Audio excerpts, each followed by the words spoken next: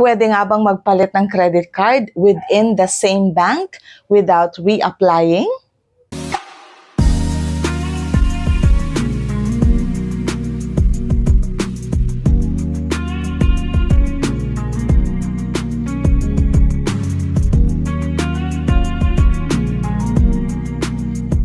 Hi everyone, Crisel Morales here. Welcome back dito sa ating YouTube channel. In today's video, sasagutin ko several queries dito sa ating YouTube channel, and I believe that these ideas will be very powerful enough as we continue on with our credit card journey. Let us start with question number 1. Pwede nga bang ipalit ang PNB Essential Credit Card sa PNB Zelo Mastercard? Or let us generalize it. Pwede nga bang ipalit ang ating existing credit card sa isang credit card pa na napupusuhan natin within the same bank without applying? Okay, first of all, meron tayong tinatawag na upgrading or downgrading of credit cards. Now, ang bangko magde-decide dito sa upgrading or downgrading of credit card depende sa record mo with them. So, if you are a good payer, on time kang nagbabayad, walang late, and buo yung binabayaran mo, and at the same time, wala kang overspending. So, in short, maganda yung record mo with the bank. There's a possibility it's either si bangko i-increase ang credit limit mo or pwede rin nilang i-upgrade into a better credit card with higher credit limit and at the same time, mas marami ang benefit. Now, downgrading of credit card naman happens if the bank sees the risk and the behavior of payment of one client. Or maybe in that season, hindi mo binayaran ng buo ang iyong bill, things like that. Or high yung utilization mo sa credit card mo. So those are the things that the bank considers when they decide to downgrade your credit card. For example, or platinum credit card downgraded to classic or basic credit card. So that's the idea sa end naman ng bangko. But let us also take into focus or highlight yung personal desire naman natin na gusto nating magkaroon ng isa pang credit card because we saw a better credit card, maybe better than our existing credit card. Kaya kung minsan nangangarap tayo na, sana ito yung credit card ko. So there's a query I encountered dito sa ating YouTube channel. So ito yung query niya. Si Dash or Dashel, no? I don't know how to pronounce your YouTube name. And she wants to exchange yung existing credit card niya into PNB Zelo Mastercard. Dumadating tayo dun sa point in our life na gusto nating ipalit because we saw that this credit card is better.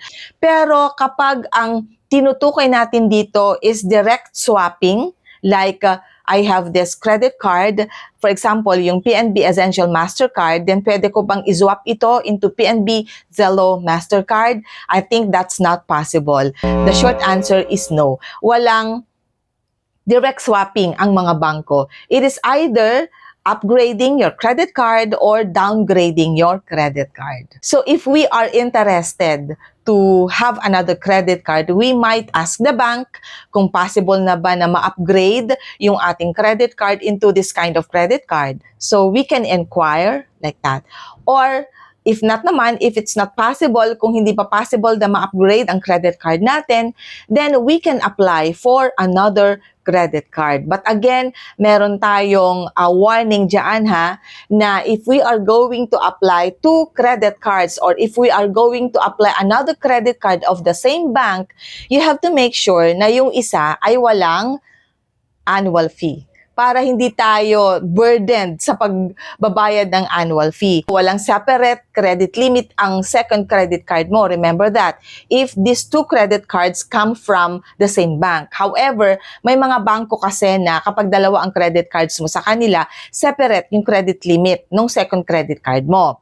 But most of the bank, kapag dalawa yung credit card mo, sa kanila, iisang credit limit lamang. So, ang mangyayari, mahahati. 2 credit cards with 1 credit limit.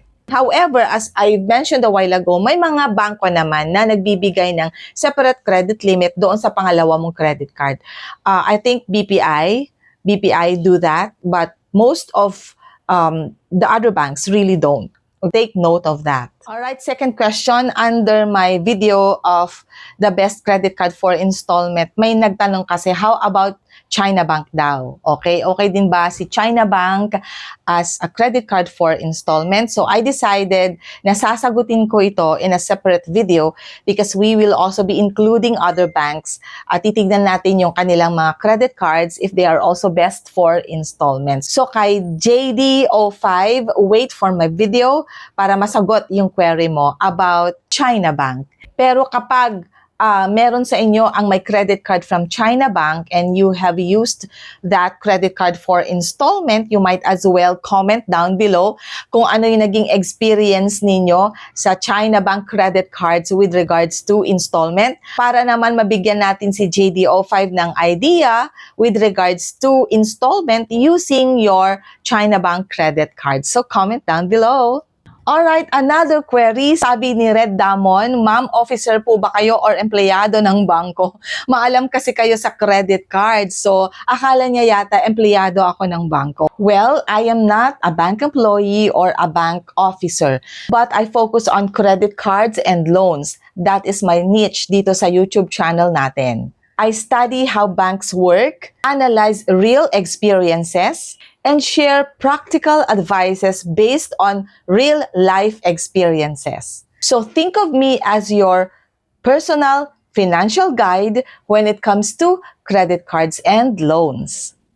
There you go. Natapos na po tayo for another video. Maraming salamat sa mga queries ninyo. We have a lot in our YouTube channel and I'll try to go back to those queries and maaari nating itakal ulit in the next video. Thank you so much for tuning in and thank you so much for subscribing as well and doon sa support na binibigay po ninyo sa panonood ng ating YouTube videos. Maraming salamat. Sana makapag-subscribe yung mga dumadaan lang po na hindi pa nag-subscribe, please, and tap the notification bell down there so that you'll always be notified kapag meron tayong bagong video. Maraming salamat and remember, kahit marami tayong problema sa buhay, still, life is beautiful because God is so good. Bye everyone!